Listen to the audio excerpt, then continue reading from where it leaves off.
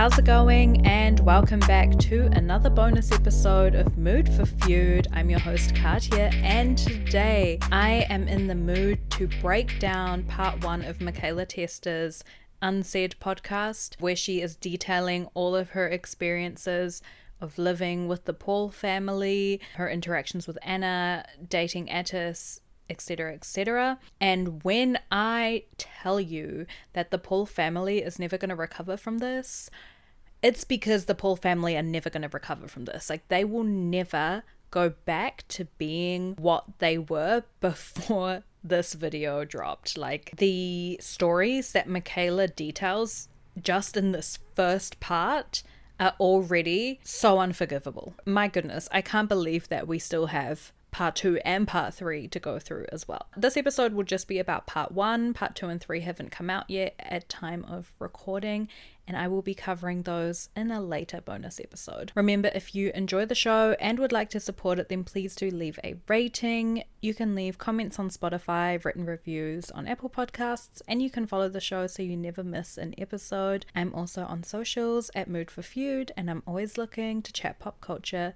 so send me a message there. A couple things before we get into it. Firstly, I do want this to kind of serve as like a succinct recap video if you don't have the energy to sit through Mikaela's episode, because it is quite long.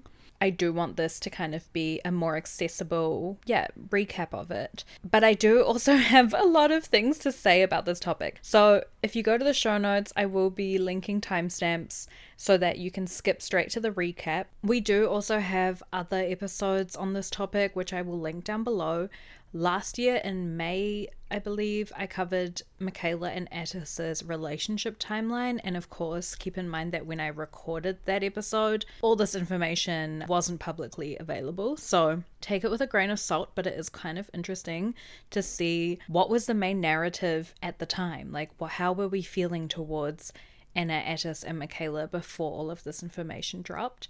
There is also a trending topics episode where I talked about Mikaela dropping her 9-minute TikTok expose video, and then I have one titled Australian Dramageddon where we kind of go through Anna Paul's response video and look at what some of the other Australian influencers who were also in the friend group with Mikaela and Anna, what they were saying at the time as well. And I was also thinking that I should probably make a massive supercut episode and mash all of these together, and then it means you don't have to fucking skip around to find all the videos where I talk about these people. So that will be coming at some point as well, just as an FYI. Okay, so I want to talk a bit about how I was feeling when Mikaela first announced that she would be doing a podcast.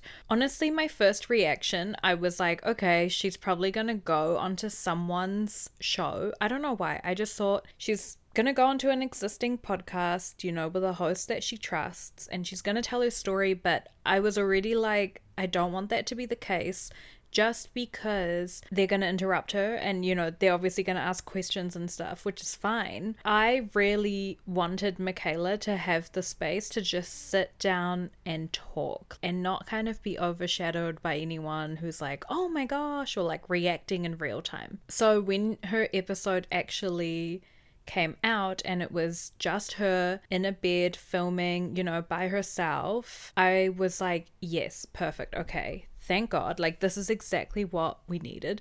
My second concern when she announced she was doing a podcast, what if there's nothing of substance in here? What if she kind of more or less just repeats what she'd already said in her 9-minute TikTok video and we don't get anything further? That was kind of my second concern, which was very quickly alleviated when I saw that the episode was 2 hours and 55 minutes long, I think.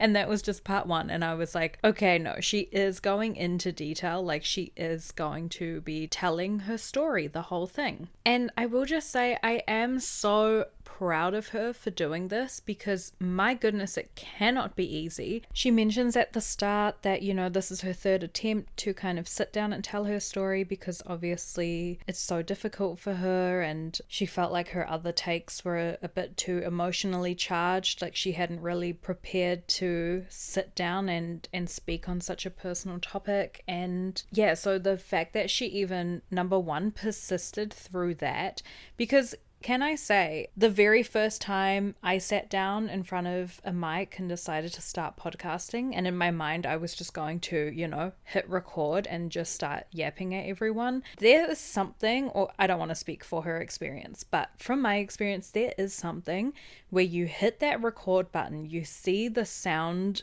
waves being documented like that, and I just immediately clammed up. Like, I couldn't do it. I had a shaky voice. It's so strange because going into it, you're just like, well, yeah, I'm by myself, I'm in a room, of course I'm just going to talk into a microphone and it's all going to be easy peasy, right? It is not. Like, I actually would love to know how many people were like, I'm going to make a podcast, sat down, went to talk, and were just like, actually, fuck no, this is a terrible idea. And that's just me talking about other people's drama and other people's business, you know? Can you imagine sitting down to do all that and then you're about to tell like a really horrific and deeply personal and emotional story? I mean, I want to give her all her flowers right up top because I am afraid that I'm not going to say this enough throughout, but truly, like, hat off to Mikaela Testa. You know, I've said in the past, I've called her an unreliable narrator, and I stand by that because we have seen her change her mind on the internet. We have seen her come out with very big accusations and then 5 minutes later turn around and say, oh no, I actually just made all that up. You know, I was upset and I just wanted to like talk a bit of shit. Or, you know, she's admitted to exaggerating how bad the breakup was because all those kinds of videos would do really well on TikTok. And I'm not mad about that. Like, you know, get your bag. I don't care. But that is also why I find it difficult with her sometimes to know how much salt do I need to add to this, you know, how much leeway do I need to give this story. Now, of course, important to point out, when she posted her first 9-minute video TikTok and she said, you know, Atis emotionally and physically abused me, there was not an ounce of doubt in my mind, because as much as she is an unreliable narrator and she lies about things on the internet every now and then, it is not to that kind of caliber or to that extent. Like, she never comes online and says like, I've been abused, when she hasn't. That is, you know, that is like a whole nother level. Her lies are really like for entertainment purposes, for lack of a better word. You know, lying about how you feel about a breakup is very different than lying about abuse. And so when she made that statement in her video, immediately I was like, absolutely yes, that is true.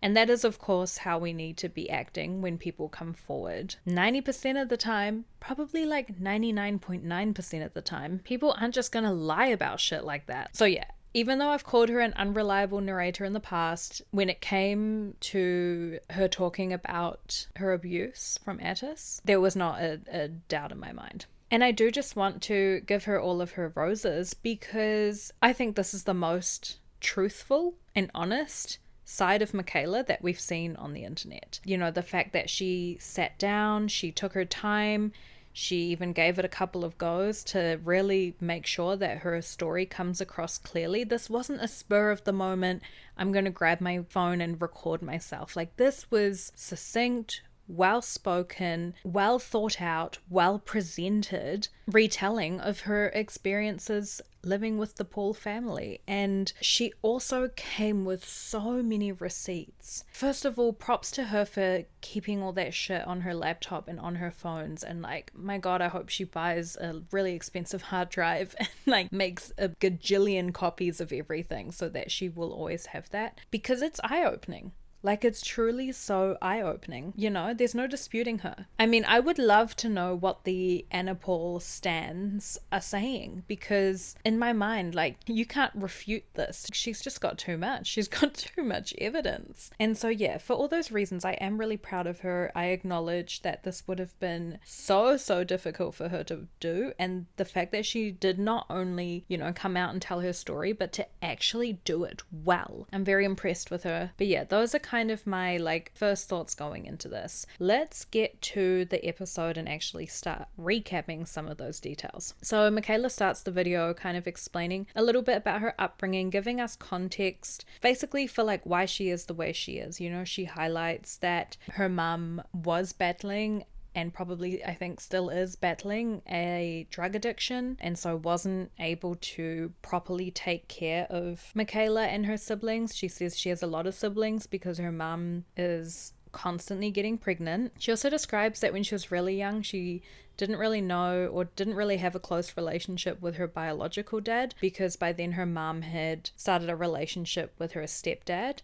She describes being abused by her stepdad while she was growing up, and that she also grew up in a low socioeconomic household. She didn't just feel broke, she actually was from a family that really, really struggled financially. This is so sad. Like right off the bat, my heart broke for her, and not in like a, oh my god, I'm pitying her way, because I think she's shown so much strength and resilience from all of that, and she's really been able to create a life for herself and break that cycle. But just the fact that she had to do that, or had to even endure that, that's the bit where I'm like, gosh, that can't have been easy. Now, when she got a little bit older, she reconnected with her biological dad and actually was able to go live with him, and she said that experience was amazing. They got on really well. She was quite close to him, and then unfortunately, I think while she was still in high school, he did pass away. So I mean, really, it's just one hardship after the other. But the reason I am glad that she brought all this up is that it just gives us a better idea of who she is as a person, which is the type of shit that you don't get from watching 30-second clips of someone online. Like, you're just not going to get that kind of depth or nuance to who they are as a person. And, unfortunately, growing up in that kind of environment where her stepdad was abusing her, and her mum was neglecting her, and, there were drugs around and all of that, it does, unfortunately, I think, statistically, make you more prone to ending up in another abusive situation. And I think it just gives us a bit of context for how the Paul family were able to manipulate her so easily. So after giving us a background into her upbringing and her home life, she starts to detail, her experiences with the Paul family. Now, a lot of things that she covers in the first kind of hour and a half of the episode is stuff that we've talked about in the Australian Dramageddon episode as well. So, she shares further receipts that Anna and Atis didn't grow up poor, didn't grow up broke the way that Anna has described. Because, Anna's talked about like they weren't able to afford food, they were like on the verge of being homeless at times. Like, this is all stuff that Anna has said to describe their upbringing. And Mikaela just showed a lot of receipts as to why that just isn't true. She brought up the family home that they lived in, which was on Bribie Island on the waterfront. She showed a lot of like Anna Paul's clothing. And these are all photos from Anna's Instagram as well. You just have to scroll down and you'll see it. She shows images of Anna on a school trip, which Mikaela says costs like $2,000 to go on, and that she herself could have literally never attended something like that. Like, it was something that you really only got to go on if your parents had the financial means to get you there. She kind of just confirms what at this point in time everyone has already been thinking ever since Anna came out with the whole like it made me feel broke bullshit. I think people took her spinning her own story back to my state of being broke was just a feeling and really like watering down all of the claims she's made previously about being homeless, about not being able to eat, etc., etc. All of that, I'm glad we've got more proof. And really, if you still think that Anna Paul was being truthful about the state of her family's financial situation at this point, I'm just going to assume you're also a flat earther. So yeah, she shares a lot of receipts there. She then also revisits her claim that Anna is incredibly fatphobic. And this time she discusses how Anna would actually fat shame Glenn, her ex-boyfriend, behind his back to Mikaela and all of their friends, and that she would also fat shame him in front of his face, but in German, which, you know, he couldn't really understand. And Mikaela did say that, you know, being in the household and hearing them all speak German a lot, she did start to pick up some of the language and was able to understand bits and pieces. But she also would at night go into Atis's phone and go into the family group chat where they would message each other in German and translate some of those messages as well. So this is how she kind of knew that they were talking badly about her as well, because they would exchange messages about her and Glenn and always just do it in German, which is so fucking cunty as well, can I just say. And not cunty in the slay way, like cunty in the bad way. This also makes me so angry because I know that all fat shaming is bad, but there's something that's more evil about doing it to the person that you're meant to love. You know, the person who loves you, who cares for you, and to just talk about them so disrespectfully when they're unable to know that you're saying these things about them. To me, that was like pure fucking evil type of shit. Another interesting thing that I've noticed with a lot of Mikaela's stories and experiences with the Paul family, there are always other people involved. And so this is another reason where I feel like she's being truthful. It's because if it was a lie, why would you say Anna Paul would fat shame Glenn to me and also our other friends? Why would you involve other people like that if they were able to then come forward and say, that's not true, I never heard Anna Paul say stuff like that? Like, Mikaela's making all that up, right? So the fact that she's comfortable and she's like, no, there were other people who also heard her do this, and you know, other people have come forward and said, yes, this is true. Like, I remember Anna talking really badly about Glenn behind his back. So yeah, fucking heartbreaking. Mikaela goes on to say that to kind of try and rectify this in Anna Paul's mind issue, she made the whole household do intermittent fasting, and you know, they were all gonna do it because you have to all stick together, blah blah blah blah blah. But Mikaela says the whole thing was just a big ploy to kind of get Glenn to lose weight. Again, like, fucking hate the whole everything about this. Like, I'd hate to think of that guy like dating someone who thinks this of them, but to then involve the entire household. And Mikaela kind of said this was just standard for living in that home. Like, if Anna wanted to do something, everyone just did it. She also described that Atis was basically like the little kingpin in the home, and everybody's days would revolve around him. It was like, what does Atis want for breakfast? You know, what does Atis feel like doing today? And she said everyone, including Anna, was basically comfortable just like rolling out the red carpet for him, catering to his every whim. And she did also share a message exchange between her and Glenn where they were kind of reminiscing on their time at that house, and he was saying like, yeah lol, like everything was about Atis, you know. The whole household has to do this intermittent fasting thing. Mikaela says she immediately develops like a really bad eating disorder from doing this, which it's like, yes, of course. First of all, the pressures of living in a family where you know that they're talking shit about you behind your back. That's already enough. But now you add into that, you're all going on some like diet thing. I don't know. And this is something that I never really thought about until I was listening to Mikaela talk about her experiences.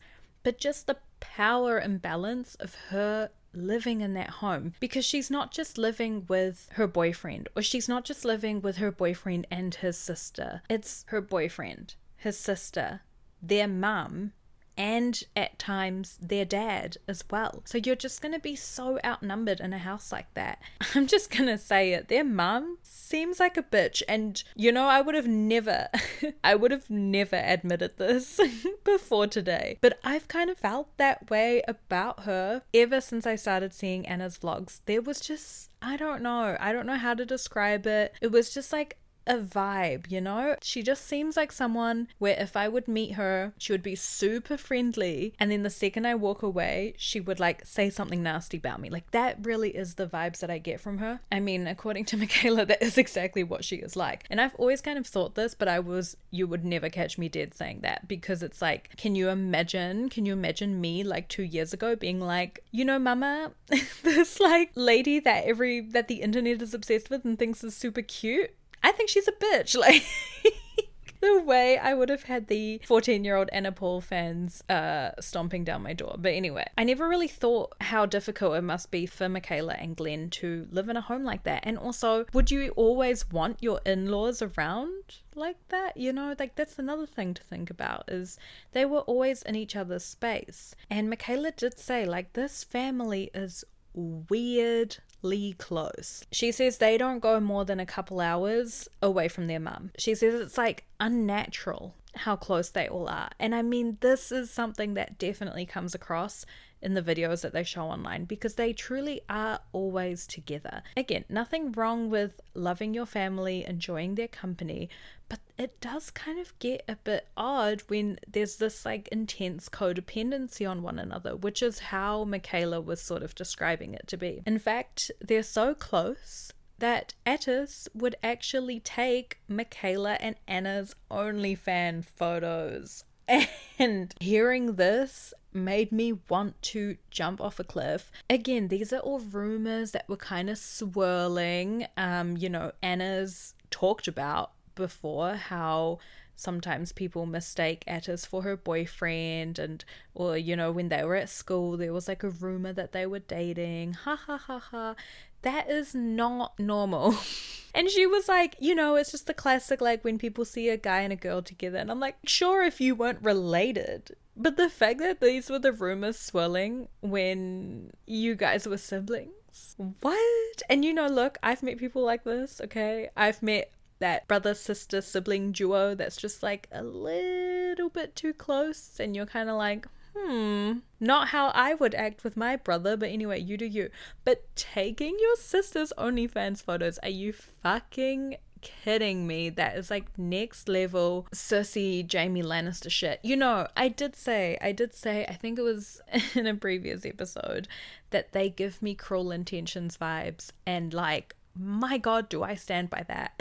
Mikaela did also say that Glenn was like not all good with this. Like, he found it kind of weird that Anna would let her brother take her OnlyFans photos. And now, granted, I don't know if she was fully nude in these, but she would be in lingerie, which like, that's bad enough. Like, even, I don't have a brother, so I can't like compare this, but if I think of like the next best thing, which is probably like, I don't know, my male cousins, I wouldn't even be comfortable with them taking a photo of me where I'm posing in a bikini. That would already make me feel like weird. So just the thought of her being in lingerie and like, you know, in a sexy pose, and her brother's taking that photo. And also, it's not like there's no one else around to take that photo. Like, she could have asked Glenn. He's kind of the obvious choice.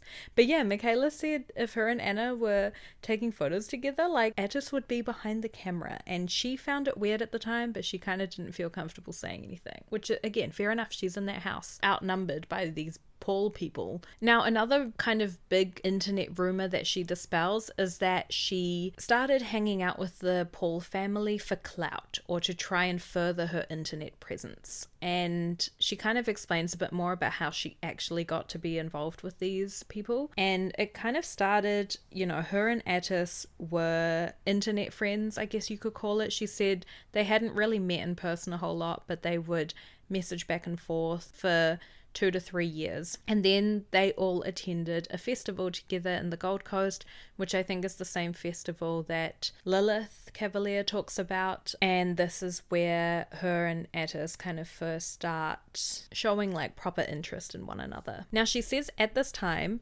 she, you know, was already doing OnlyFans. She already had a decent social media following.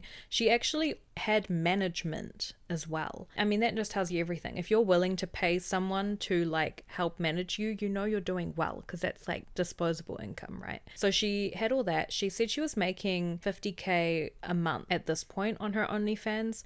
So she was financially very independent. She said her biological dad left her some properties when he passed away. She also had some other investments. So like, truly, she did not need a dime or a dollar from these people. And I fully believe her. So her and Atis start talking more. I think they go on a date together. I think they stay together in the Gold Coast, just the two of them. They obviously like each other. She's kind of said she's had a crush on him for the last couple years whenever they would message. And previously she said she hadn't lived in Brisbane. She'd been in North Queensland, and so they hadn't been able to spend a whole lot of time together in person. And Atis kind of suggests to her, like, you should move in with us. You know, you should just come spend a week here, I think it was at the start. Just come, like, pack some stuff, spend a week here, see if you like it. If you hate it, you can obviously go. And she says that she did get a weird feeling about this, which, like, fucking fair enough. That is the fact that they didn't know each other that well, and he's already like, hey, come live with me, like, what? And she says also that her manager at the time was like, hey, just be careful, because, you know, you have a lot, got a lot of assets, you've got a lot of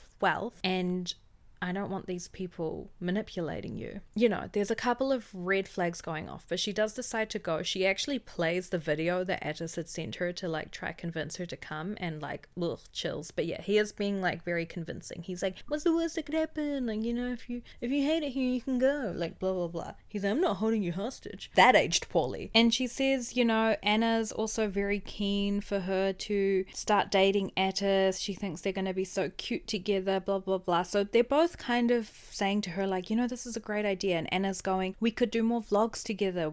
Living together could really be beneficial for both of our social accounts. We can start amassing more of a following. And they're kind of selling it to her, right? So she does. She goes and moves in with them. Here's the sinister thing. Shortly after she moves in, she finds out that Atis is trying to start an OnlyFans management company where he would, you know, be the manager for all of these OnlyFans girlies and take their money and take a cut of their money. But it would be like I guess any other talent management, whatever, but specifically for OnlyFans. And, you know, when we couple that with Lilith's story, which we discussed last episode, how Anna was really pushing for her to date Atis and saying, like, you know, you guys would be so cute, I just want you to be my sister, blah, blah, blah, blah, blah.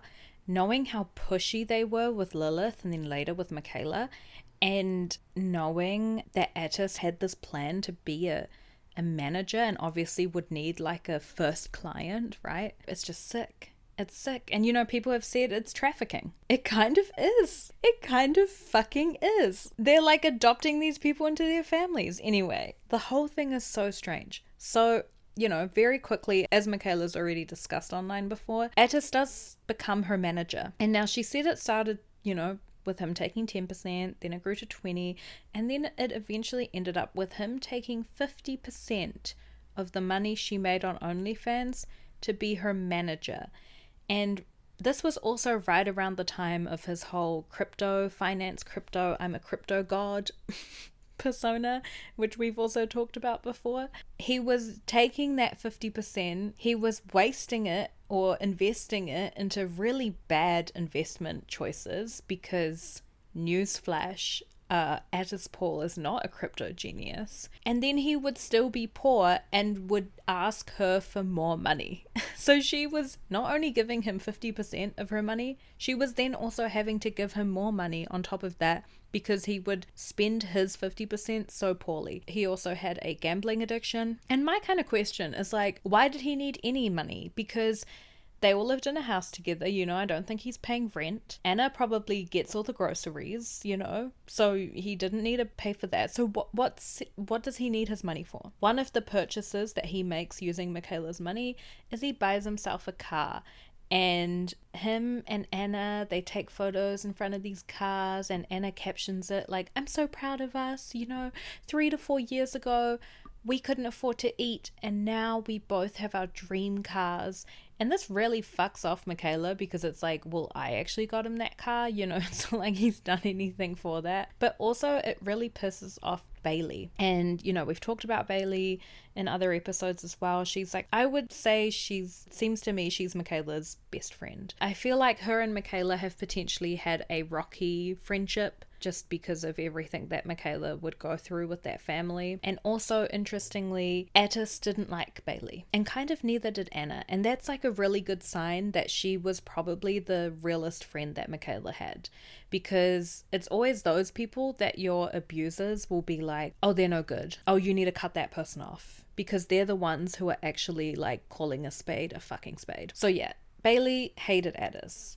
Didn't like him at all. Atis didn't like Bailey either. Anna also didn't like Bailey because Bailey like clocks her for the car and comments on that photo like, Mikaela paid for that car. I fucking love Bailey. I didn't really know who she was other than, you know, just someone who would occasionally be in Mikaela's TikTok videos, but watching all this drama, fucking consider me a Bailey stan. So she said because of this whole arrangement and she was getting frustrated at Atis, you know, blowing all his money, her money, they would fight about this a lot. She says this was like one of the classic topics because her friends like Bailey would be telling her, you know, 50% is fucking criminal. Like no management, no one should be taking 50% of your earnings. And also this is your boyfriend. And also what does he do? Like what does he know about management? What kind of opportunities is he finding for you? Nothing. So, you know, people were kind of telling her like, this is really fucked up. And so she would start to bring it up with him. And she said every time they did, it would end up in a really, you know, big fight and he would get really upset with her. And then she describes one night where things really blew up. And once again, they were fighting over how much money Atis wanted from her earnings. And this time things got violent. She says, you know, Atis was, and oh my God, trigger warning, please. He was holding her down. She says he was like yelling at her, screaming at her. And it got to the point where she was like, I'm going. And she orders herself an Uber and he flips out like he doesn't want her to leave. She says at this point, you know, he's hitting himself in the head, he's throwing stuff around, he's like holding her down, he's trying to restrain her, trying to stop her from being able to go. And then she says he grabs like a knife, which was in his bedside drawer, and she's freaking out because she's like, is he about to stab me? Like, is he going to fucking kill me? What he does is he slits his own wrists open because he's like, if you leave, I'm killing myself. I'm going to kill myself. I'm going to end it all. So there's blood, you know, all over the walls. I mean, this whole experience is just so horrific. And I don't want to tell it in too much detail because I don't know. To me, this seems like something where you should actually just go listen to her story on it. Basically, the whole thing escalates and, you know, she's scared. She starts screaming. Obviously, other people in the house are waking up. She says, you know, Anna and Glenn come out. She says Anna's face is so blasé, and that really just told her like, wow, this isn't the first time Atis has been like this. Like, just the way she was way too relaxed with his behavior. It was like she had seen it before. She's still trying to leave. Atis is having his meltdown. Anna starts telling her like, no, you need to stay. Like, please, we need to talk about this. We need to work through this. Like, if you go now, it's just going to be worse for everyone. You need to stay. And unfortunately, they do convince her to stay. You know, her Uber cancels because she never goes out to it, and so she stays. And at this point in her episode, Mikaela's like, you know, I know I'm an idiot. I know I'm stupid. I know that's what you're all thinking. Can I just say no? That is not at all what I was thinking. I cannot imagine the mental stress that it would have taken to see someone in that state. I mean, she said it was literally like a switch flipped and, you know, his eyes went dark and like he wasn't recognizable to her anymore in that moment. Seeing that would take such a mental toll on you anyway, that you're not going to be in a good position to make rational decisions. But then on top of that, to have, number one, someone threatening to kill themselves if you go, and then number two, someone who's meant to be your friend telling you like, no, it's so much better if you stay.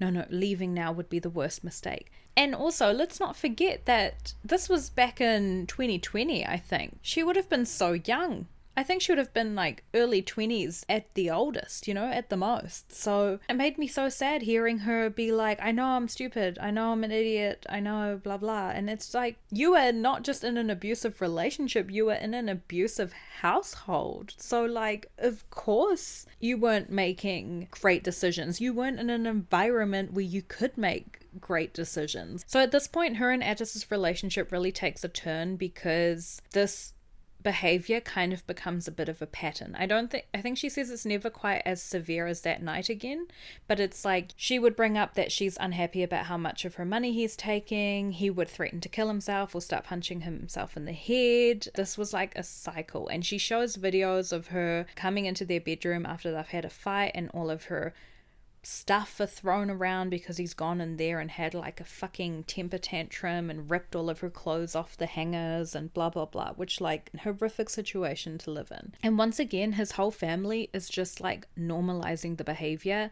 and isn't really as alarmed about this as they should be. She does share a couple of messages where she's kind of messaging Anna like, hey, every time we have a fight, Atis threatens to off himself.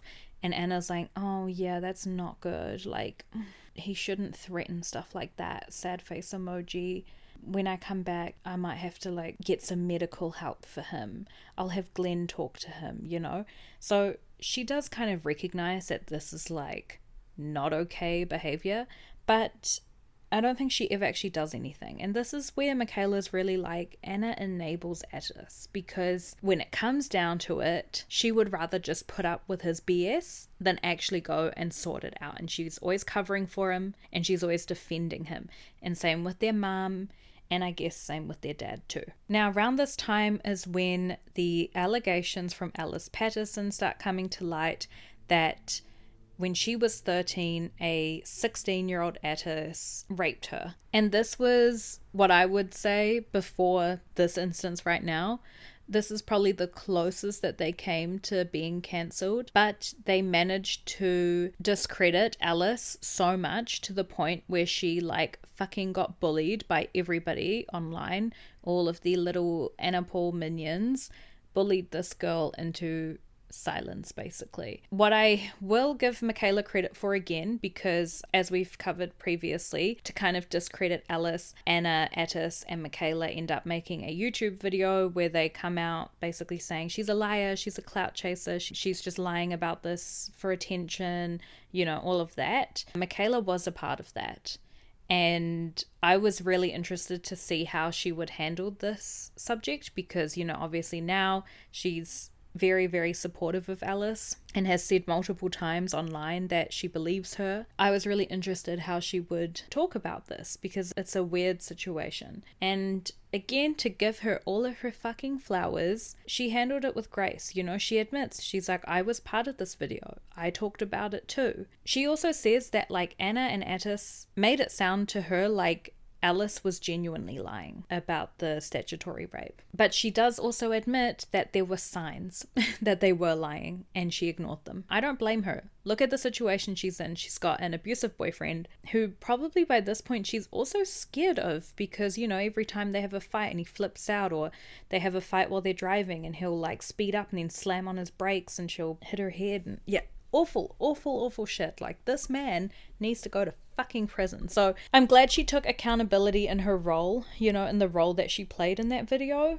But I do also think we need to give her some grace for being part of that because of the situation that she was in. And she has corrected since then and been quite vocal about the fact that Alice was telling the truth. What she'd been told is that Atis and Alice did date and there was like a 2 or 3 year age gap between them, but that Alice was exaggerating the age gap and that she wasn't actually 13, it was more like a 15-year-old and a 17-year-old, which is like still weird and also a statutory rape because the age of consent is 16, but it is quite different to what it actually was, which I think was Alice was 13 and Atis was 16 or 17. I mean 13. Fucking hell. She goes on to show proof that Atis sent a fake cease and desist letter to Alice. Now at the time the story kind of was that it was Anna and Atis's management team that sent this faked cease and desist to Alice, and you know they didn't know anything about it.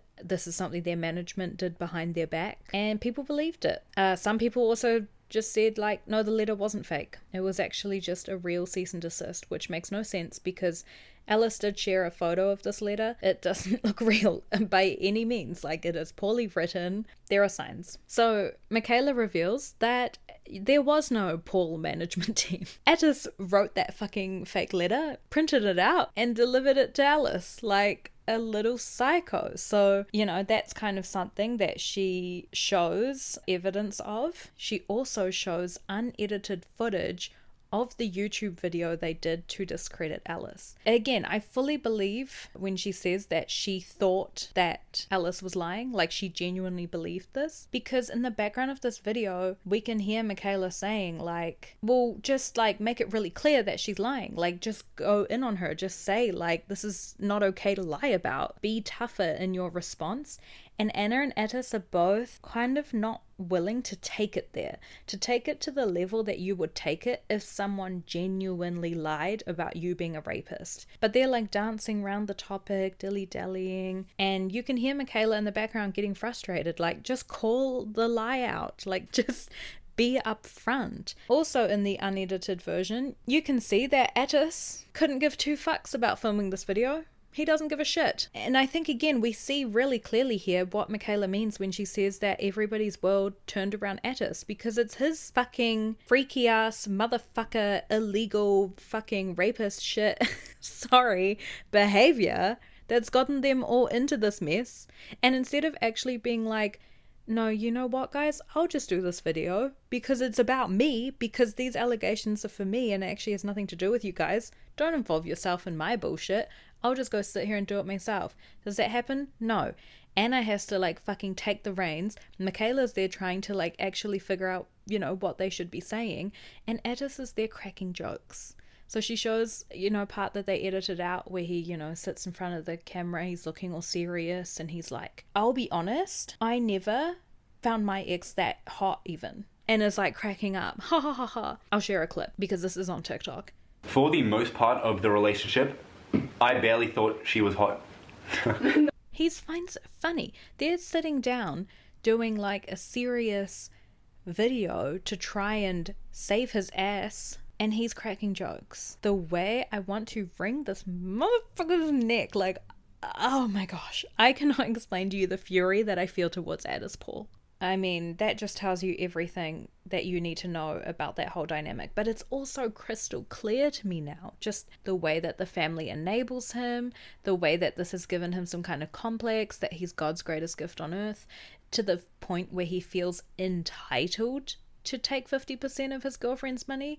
Like, it's not even something that should be up for discussion, because of course he deserves it, because he's the little prince. My goodness. Mikaela does also show that Atis did actually get sentenced. So I think before this, the story was kind of that potentially there was, you know, some court proceedings, but that nothing came of it. And this is not true. He was sentenced. She does show the court records with his, you know, legal name, the date of hearing, the outcome, which was the sentencing, and all of that. It doesn't say what the crime was. But, you know, if we look at the dates, line it up with the fact that this is right when Alice Patterson was, you know, coming out with her story, it does line up. It does make sense. And again, conviction schmiction. I've said this on this podcast before. When it comes to sexual assault or rape claims, conviction schmiction, like that's just a nice cherry on the top, but you definitely don't need that to believe someone, you know. One last thing I'll say, and then we can wrap up.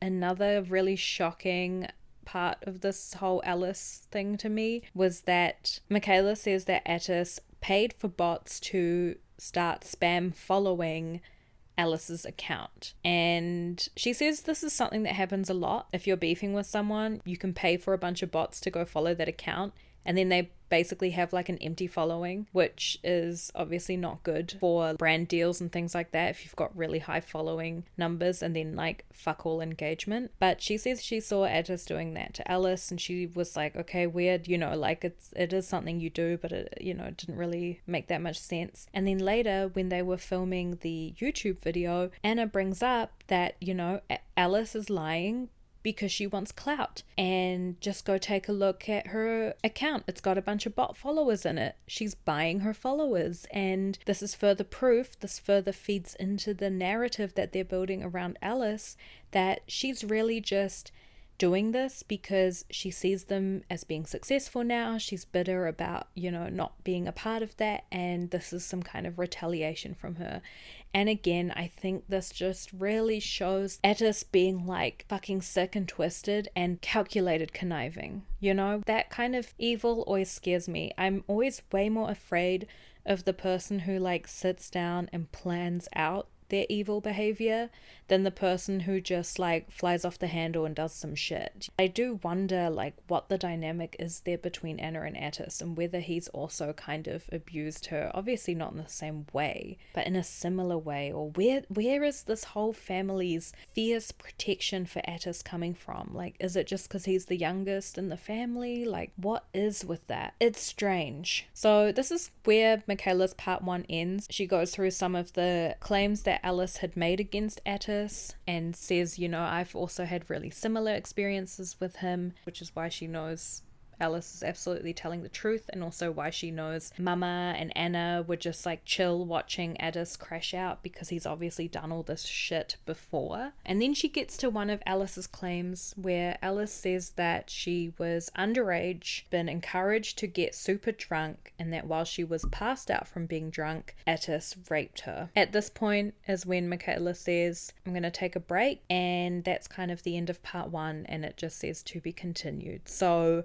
unfortunately, I think part 2 is going to get even darker, is the way that this is being set up, I believe anyway. Yeah, to say I'm looking forward to part 2 and 3, I think is wrong. I'm definitely not looking forward to this. I'm excited that Mikaela's getting her redemption. I'm excited that Alice is getting her redemption. I'm really mostly just looking forward to Atis and Anna being exposed. But I do think it's going to be a tough watch. Anyway, that is the end of part 1. One last thing I'll say. If you do have the capability to sit down for 3 hours and watch Mikaela's YouTube video, I highly, highly, highly recommend that you do. I've recapped the main parts, or what I thought were the main parts, but there is something more that you get out of it, seeing and hearing Mikaela tell it from her own side, using her own words. But that is all I have for this week's episode. Don't forget to leave a rating if you enjoy the show, or you can leave me a written review. I love my words of affirmation. And you can follow me on socials at Mood for Feud. I hope everyone is having a great week, and of course, keeping out of trouble. Don't get into any feuds, and I will talk to you all next week. Bye!